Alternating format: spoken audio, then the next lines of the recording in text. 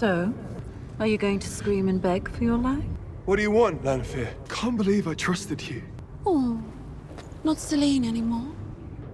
What makes you think you can't trust me? I've been protecting you, you know. Keeping Ishamael out of your dreams. I don't believe you. You know, this is just what you did in your last life. You don't know anything about me. Where are your friends? Rand Egwene, Perrin, Matt, Nynaeve? You told them all you were dead. They would never turn. I thought that too once. And who do you trust instead? Moiraine? Do you think it's a coincidence that you decided to come to Kyrie? If you actually want me to trust you, then do something to earn it. There is a little loose in there. I have one condition. I have to go. Where? If she sees us together again, she'll kill you. Away from you, that was her condition. Logain, you moved him to Kyrie, didn't you, so that I'd come here? She's a Forsaken, Rand. You cannot listen to her.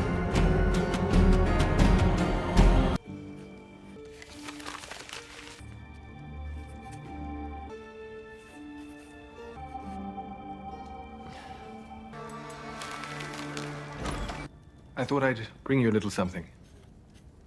You can leave it there. Moore, I'm sorry for intruding. As always. It's worth a try, though. I wonder how we all fell for it, as I worshipped you, as father. Don't!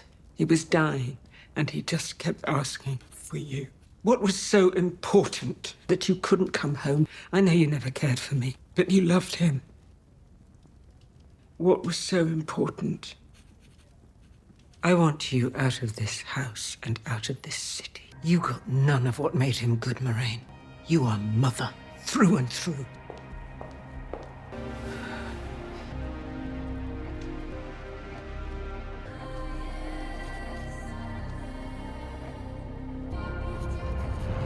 Lanfear lashes out at Moiraine during their fight. When their father Dalaran Damane was dying, she stayed by his side the entire time. In his final moments, he kept calling Moiraine's name, begging to see his youngest daughter one last time. But Moiraine was in the White Tower, undergoing her Aes Sedai trials at the time. Even when she received the news, she chose not to return home, prioritizing her mission to find the Dragon Reborn and stop the Dark One. To Lanfear, Moiraine abandoned her father and her entire family for a vague save-the-world cause. To Moiraine, her mission outweighs all personal emotion, and her absence was a necessary sacrifice for all humanity. Lanfear's son Barthanes, Moiraine's nephew, has always idolized his legendary Aes Sedai aunt. He repeatedly reaches out to her, trying to connect with her, only to be shut down with icy indifference, even snapped at to stay away from her.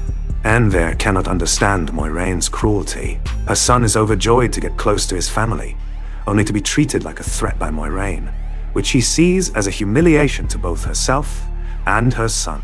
In the 20 years Moiraine was away at the White Tower, House Damane fell into ruin after the Ael War, sparked by their uncle King Lamon.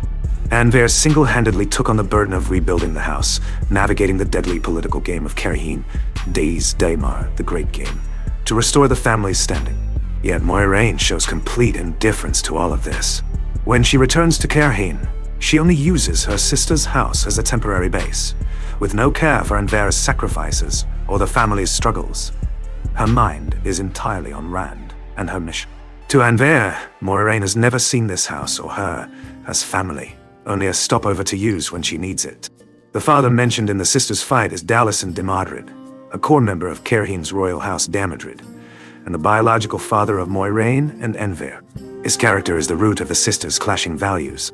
He was a gentle, scholarly nobleman, completely unlike the power-hungry, scheming nobles of Cairhien. He hated political conflict his entire life, and refused to use his royal status to seize land and power, which earned him the contempt and disdain of his brothers, including King Lamon of Cairhien. He was the most important person in Moiraine's life, and the only family member who supported her decision to go to the White Tower and become an Aes Sedai. He respected Moiraine's gift and choices, never forcing her into a political marriage or motherhood like other noble women.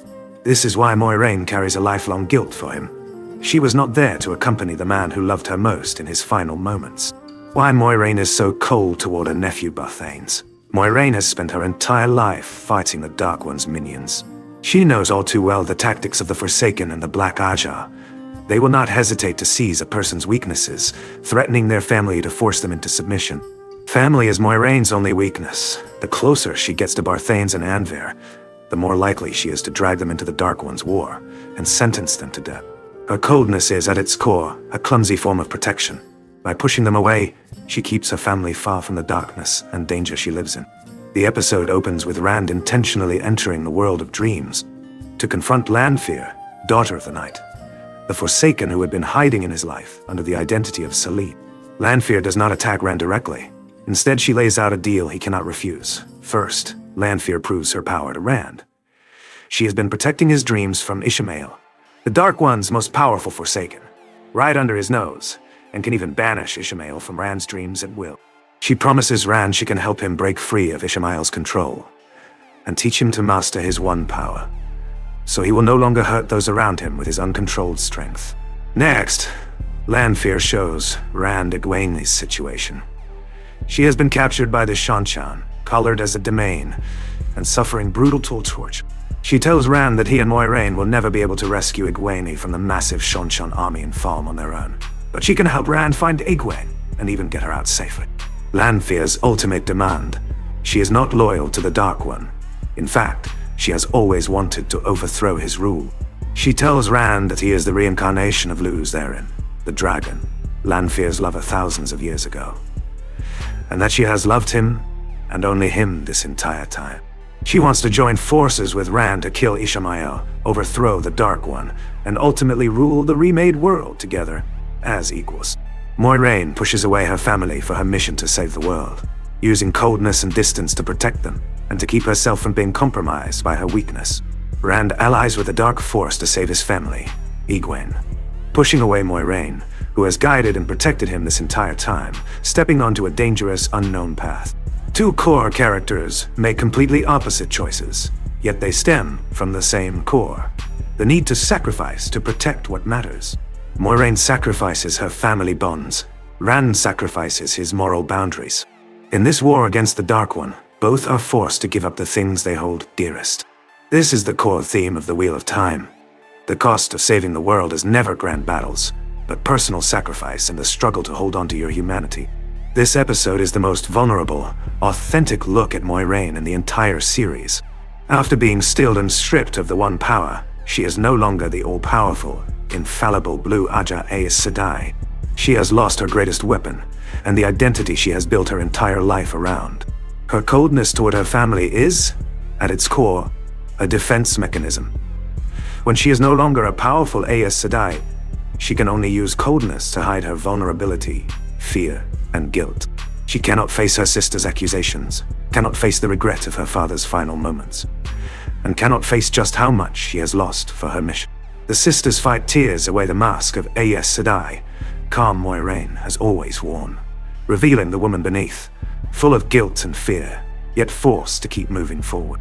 Anvera's line that father kept calling your name as he died is a perfect recreation of a detail from the prequel novel New Spring. When Dalaran died, Moiraine was undergoing her final Aes Sedai trials in the White Tower. During the trial, Eleda attacked Moiraine with a vision of her father's dying moments, a trauma that haunts her for the rest of her life. The fight scene between Moiraine and Anvera, calling it the most authentic, emotionally raw dialogue scene in the entire series. Countless viewers said this scene fully fleshed out Moiraine's character. We finally see the vulnerable, guilt-ridden daughter and sister beneath the infallible Aes Sedai mask. Rosamund Pike and Lindsay Duncan's performances were hailed as masterclass acting. Audiences are deeply divided over Rand's choice to accept Lanfear's pact. Many viewers believe Rand's choice is perfectly in character. He's just a 20-year-old young man, burdened with the dragon's destiny, facing the crisis of his lover's capture and his own uncontrolled power. He has no better options, and this gamble is a necessary step in his growth. Other viewers argue that Rand's choice is impulsive and foolish. He pushes away the only person who truly wants to help him, and jumps straight into Lanfear's trap, having learned nothing from his previous deception by Selene, making his character feel inconsistent.